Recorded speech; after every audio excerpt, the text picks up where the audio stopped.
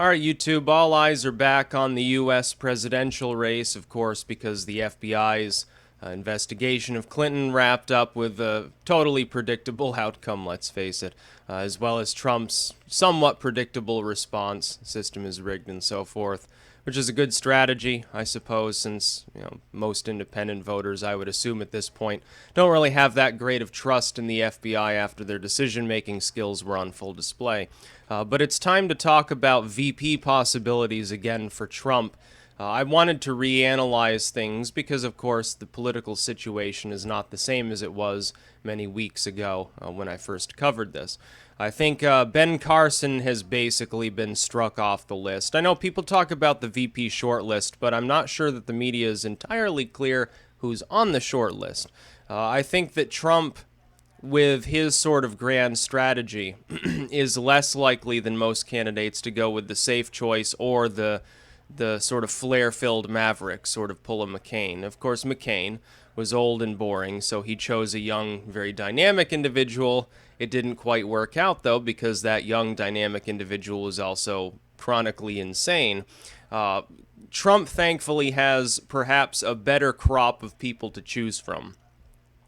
I still say that the most likely person he would choose, if he wants to play it safe, if he's going the safer, centrist, more establishment route, the safest person that adds the most to his campaign that he can choose is John Kasich. I know there are people with reservations about Kasich. Maybe they thought he stuck around too long. He was doomed from the get-go after spending months campaigning in New Hampshire. But from the perspective of a national campaign, in which he's simply being put on as VP to go have one half-hour debate and make some speeches and hold some rallies in the name of Trump, he's probably a far stronger individual than I think many people realize. The fundraising apparatus may have been lacking, but where is his core of support? You have to think about the different parts of the country and the different sort of reasons why they're concerned about things or not concerned about things, what things concern them, if any. For the Rust Belt, it's essentially the loss of jobs. Trump is already capitalizing upon that sentiment. The business Democrats have been flooding his campaign to the point where Michigan is a swing state and Pennsylvania is a swing state. Ohio's kind of off the table after being a swing state. Indiana almost certainly is off the table. And all Trump has to do is not fuck up too badly to at least have two of those and probably get all four. Adding John Kasich to his campaign gives him a guaranteed win in Ohio. It takes it off the table, along with Indiana, certainly. And it probably gives him a few extra points in places like Michigan, Pennsylvania, maybe a little boost in Iowa. And it gives him this whole region of the country to do with as he will, because he will be ahead. It will be very difficult for Clinton to rise up nationally far enough to challenge him, especially when my expectation is Trump is probably going to fare very well at the debates. He will probably grow his support thereafter by some margin. Whether it's 2 points or 20 points, who can say? It depends on the amount of verbal errors that Hillary makes, which are basically assured. It depends on how much time she spends shilling things that she should be against if she wants to solidify her party, or choosing to go the more centrist route on the other side in order to draw in independents at the expense of maybe hemorrhaging some Bernie Bro supporters. John Kasich is capable of delivering about a third of all the swing states to the Trump camp fairly easily. I think he's the strongest choice. Now, the dream choice is Jim Webb, and people still talk about this. I think the odds are obviously not in favor of this happening. He's a registered Democrat. It would be very strange for those that are more partisan within the GOP. What you would hear is the Never Trump people would immediately start saying, see, I told you he's a secret Democrat, and come out against him. Now, it would help him get independent voters. It would help him siphon more Democratic voters. It would certainly scramble the party line sort of partisan rhetoric of both sides. But at the same time, it might not help him with the fundraising apparatus, which is controlled by partisan Republicans. So he has to make the choice whether he can continue to go it alone on funding or go the maverick route and sort of say, well, big money, who gives a fuck? in exchange for grabbing up votes in maybe traditionally blue states especially. Again, would help him greatly in the Rust Belt, would certainly retain the Deep South for him. I don't know if it would help him in some of the western swing states, Washington State, Oregon, Nevada, places like that. But he could do worse, certainly. But I don't think there's like a 1 in a million chance it's going to happen. Another good choice is Joni Ernst, specifically because she's female. It sort of takes the wind out of the sails of break the glass ceiling, a la Hillary Clinton. It really would legitimize sort of the general predisposition many in the GOP have to saying we haven't really heard Trump say anything sexist other than maybe some things that were said in a tabloid magazine 15 years ago. Ultimately, I don't perceive him that way. I perceive him as speaking off the cuff quite often, and sometimes he can come off as a little acerbic. But at the same time, I don't think that he's predominantly a sexist individual, nor would I even, to tell you the truth, nor would I even give a fuck, because Hillary Clinton certainly is, and makes it one of the main platforms of her entire campaign. I think that's rather strange. People don't realize that. But Joni Ernst is also a fairly young upstart. She's popular. She's well received. However, does it help him in the Rust Belt? Probably not. Does it help him in Florida or someplace like that?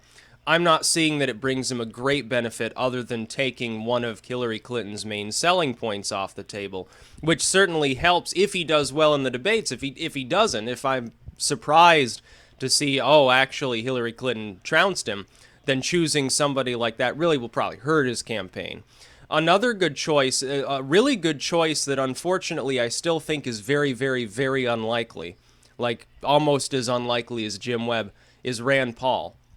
If he really wanted to grab up independent voters, if he really wanted to stick it to the establishment GOP and really fuck with the youth appeal of the Democratic Party, all he has to do is choose Rand Paul. That's all he has to do. He'd win the election the same day, probably. Rand Paul is arguably the strongest, but he's not an it's not like John Kasich. Kasich is the strongest figure within the establishment. Rand Paul is the strongest overall possible VP he could pick. Stronger than Jim Webb, I would argue. Colorado, off the table for Hillary. Washington State and Oregon, probably off the table. Certainly has a lot of appeal in a place like Iowa. He wouldn't even need, at that point, with that many youth votes taken away from the Democrats, that many independent voters potentially, he wouldn't even need to worry about a place like Pennsylvania or Florida. He'd have them probably by 5 to 10 points. I mean, it would be a wash for the Clinton campaign after that, no matter how many women they stack the deck with to try to play identity politics. Rand Paul would be the strongest. But again, he'd be sacrificing any possibility of a decent fundraising apparatus. He would be sacrificing the possibility of getting anybody like Paul Ryan or Mitch McConnell to shut the fuck up and either ignore him and let him campaign and not say anything, or at least stop harassing him, which they have done quite frequently because they're neocons and they want him to accept like a Christie or something as a VP. That brings us to Chris Christie. I think Christie would be the weakest possible VP contender. He's seen as belligerent and corrupt by the left, which isn't going to help with business Democrats. I understand Trump is from New York City, Christie's New Jersey, and they would form a dream team that could make inroads there. But he would be sacrificing all of his support in almost every other swing state. Christie is not a jobs man, much as he might try to sell himself as being one. He is primarily seen as a fat, gas-bloated, belligerent piece of crap. He would be a terrible choice. It would probably prevent me from voting for Trump. I don't think he could do worse. And that brings us to the second worst, which would be Newt Gingrich. Now, Newt Gingrich, I don't have any personal qualms with.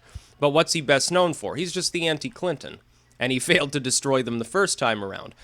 He doesn't really add anything strategy-wise to Trump's ticket. His core of support's the Deep South. Trump's already won the entire Deep South in the primaries. He's already ahead by 5 to 10 in all the deep southern states other than Georgia, and it's not even that close there.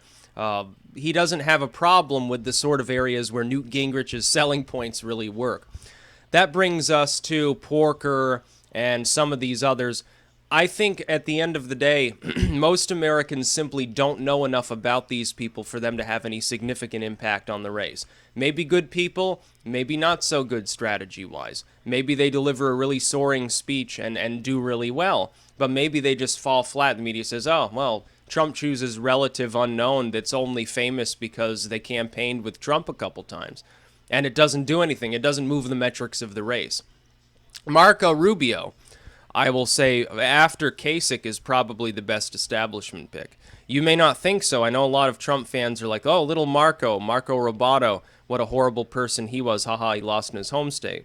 Maybe so. He's still a good public speaker. Other than when he gets caught, trying to read the scripted answers, as Christie might put it, he is a good speaker. He's young. He's very popular among the more educated sort of suburban bracket of the white Republican base. It would really, really help to expand Trump's. In a place like Virginia, it'd be great. Marco Rubio's main draw would be in that area, in Virginia, the Carolinas, which are kind of sort of in play. They lean red, but Trump has to be careful to campaign there at least a little. It would help him a lot in that region. And of course in Florida, probably the predominant swing state of the last 5 fucking election cycles. Rubio there is talking about restarting a Senate bid, and he's ahead like 70-30 to his opponent. He's obviously popular, at least in the southern end of his home state. Trump's very popular in the northern end of Florida. That gives them the state. They don't even really have to campaign there more than 1 or 2 times. Go to Miami, go to Tampa, then go up to Tallahassee or whatever, and you're done. You've won Florida. Really quick. It'd take a weekend. Probably the best choice after Kasich within the establishment picks. Now, it's much more likely that Trump will swallow his pride for a minute, work with the GOP insiders, and choose an establishment candidate. Ted Cruz, establishment, anti-establishment. No, Ted Cruz is almost an impossible. Maybe less likely than Jim Webb, actually. There's way too much bad blood there. Ben Carson is no longer really in the running for it, which is good. Ben Carson just tried to take a swipe at Trump again despite endorsing him and campaigning for him. I find it very, very funny. And this is also the same Ben Carson, by the way, who's talking about we need to talk about whether we even need the Second Amendment. This is actually like a poison pill to Trump's candidacy. And if I were Trump, I would remove him from my official list of buddies. And I would come out publicly, disown those comments, and say he's no longer going to be campaigning for me. I appreciate his endorsement. I appreciate his contribution to the campaign. But there's really nothing more that he can do because our platforms are too far apart. And be that as it may. So, yeah, I'd say Kasich is the best establishment choice. Rand is the best maverick choice, although I don't expect he's going to pick Rand. Jim Webb would be great. Rubio would be good. Sessions is probably not going to be chosen, but would be all right. Joni Ernst would be perfectly acceptable. But if it's Christie or Newt Gingrich, then it will show us a fairly large lack of judgment on Trump's part. Newt Gingrich may not be a bad person, but he doesn't really add anything to the campaign. And Christie probably subtracts from the campaign. Again, the sort of person, have them there as a proxy, have them there as a brutal, belligerent headhunter to go and insult your enemies, but do not attempt to jerry-rig him in as the VP nominee. It's just, it would cause mayhem. But if Trump wants to cause mayhem that benefits him, all he has to do is look to Rand or Jim Webb. If he crosses over and chooses, a blue dog Democrat from the Vietnam era who's been disenfranchised because the party has left him behind, if he chooses Jim Webb, it may not help his fundraising, but my God, can you imagine how long that would be in the news cycle? It would starve Clinton for oxygen for weeks. That's probably the best choice from the sort of strategy Trump has been using to dominate the race. Rand is the best overall as far as national polling would go. And Kasich is the best. If he wants to focus on the Rust Belt, if he wants to play it safe, focus on a smaller area he knows he can win with a little extra boost, then he'll choose Kasich. Or Rubio. Again, for Florida, for perhaps more support. He won Minnesota. That would be a decent area to focus on. It shows Rubio has support in the Rust Belt, not as much as Kasich, but it would certainly help him in Florida and I guess Minnesota in that area. It'd be good. It could work. I think there are certainly worse people he could choose. And then anybody not on the list that I've already spoken of is essentially it's not going to happen mode. Can you imagine Jeb Bush or something like that? It'd be really funny if he reached across and said, hey, Bernie, you want to become my running mate? We'll have a nativist socialism party. Again, not going to happen, but it'd be amusing at least. That's about all. Peace out.